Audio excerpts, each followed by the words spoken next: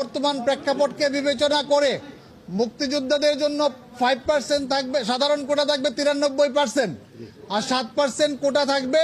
তার মধ্যে 5% হতে মুক্তিযোদ্ধা, তার সন্তান এবং তার পুত্রদের, নাতি নাতনিদের জন্য, আর 1% হচ্ছে নৃগোষ্ঠী যারা রয়েছে, ক্ষুদ্র নৃগোষ্ঠী তাদের জন্য, আর 1% হচ্ছে প্রতিবন্ধী এবং তৃতীয় লিঙ্গ তাদের জন্য। অর্থাৎ টোটাল কোটা হলো 7%, আর মেধায় হলো 93% নিয়োগ পাবে। আন্দোলনরত শিক্ষার্থীরা যে দাবি করে আসছিল সর্বনিম্ন কোটা থাকতে হবে 5%, এর থেকে সর্বোচ্চ সংখ্যা তারা বলে নাই। অ্যাপিলেট ডিভিশন সার্বিক দিক বিবেচনা করে আন্ডার আর্টিকেল 104 সেটাকে 7% নির্ধারণ করে দিয়েছেন এবং সরকারকে বলেছেন 3 মাসের মধ্যে এই সংক্রান্ত গেজেট জারি করে অ্যাপিলেট ডিভিশনে দায়ের করার জন্য 3 মাসের মধ্যে গেজেট করার জন্য বলে দিয়েছেন এবং ছাত্রছাত্রীদেরকে আহ্বান জানিয়েছেন